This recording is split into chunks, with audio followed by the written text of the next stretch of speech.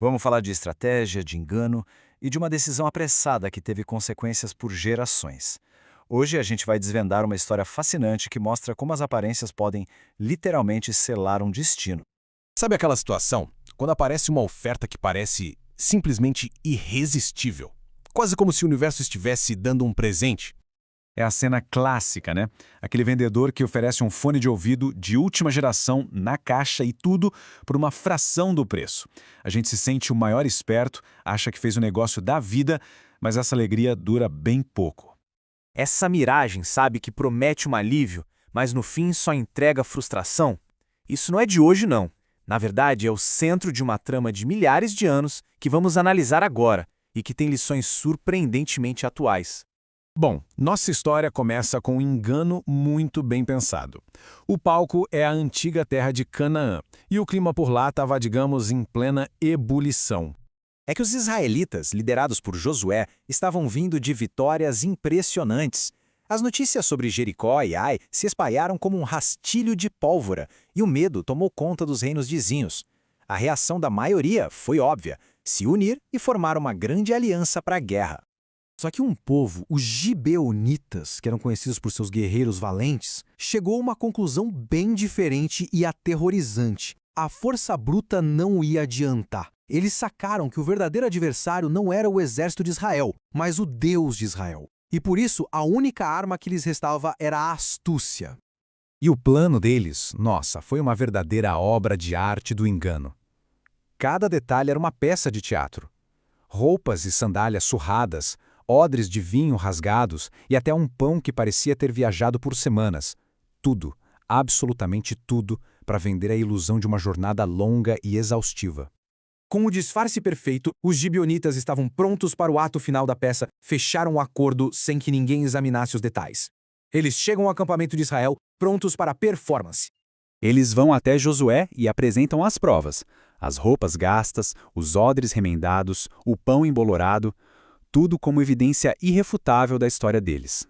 E o pedido era bem simples e direto: um tratado de paz. A encenação, claro, funcionou perfeitamente. Os líderes de Israel olharam para aquelas evidências físicas, pegaram no pão seco, viram as roupas rasgadas e se convenceram. A aparência falou mais alto que tudo. E aqui, bem aqui, está o erro fatal. No meio daquela apresentação toda, no momento crucial da decisão, eles confiaram apenas nos próprios olhos e se esqueceram de consultar a única fonte que poderia ter revelado toda a verdade.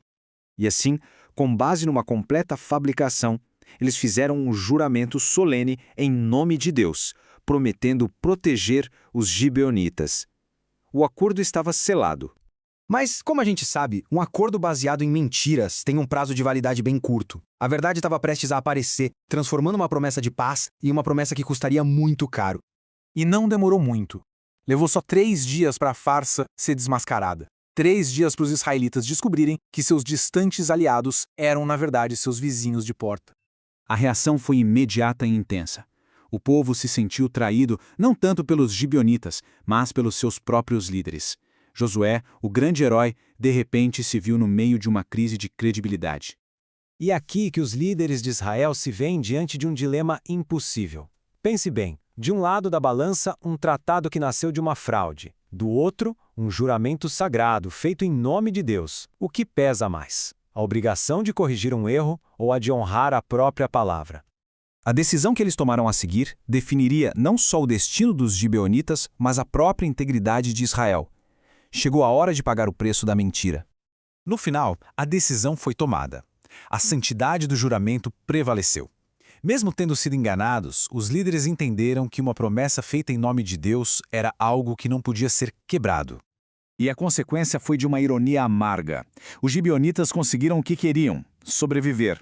Mas o preço que pagaram pelo engano foi a própria liberdade, condenando a si mesmos e a seus descendentes a uma vida de servidão. E essa é talvez a maior ironia de todas. Deus já tinha um caminho para que estrangeiros se juntassem a Israel. Se eles tivessem chegado com honestidade, poderiam ter sido recebidos como iguais. Mas a visão distorcida que tinham de Deus os levou ao engano, e o engano à desonra. Então, depois de analisar tudo isso, o que essa história milenar pode nos ensinar hoje em dia sobre verdade, mentira e, principalmente, discernimento? A história dos gibeonitas funciona quase como um espelho. Ela reflete o perigo que é julgar só pelas aparências e a importância de manter a integridade, mesmo quando nos sentimos enganados. E o mais importante, mostra que até os maiores heróis cometem erros. E é justamente no estudo desses erros que a gente encontra verdadeira sabedoria. No fim das contas, essa saga toda é um grande lembrete. Um lembrete de que confiar só na nossa própria percepção é um risco enorme e que a verdade, por mais difícil que pareça, é sempre o que realmente liberta. E isso nos deixa com uma pergunta para reflexão. Em nossas vidas, quando nos deparamos com escolhas difíceis, o que a gente valoriza mais? O conforto de uma mentira conveniente ou a integridade de uma verdade, mesmo que ela venha com um gosto bem amargo?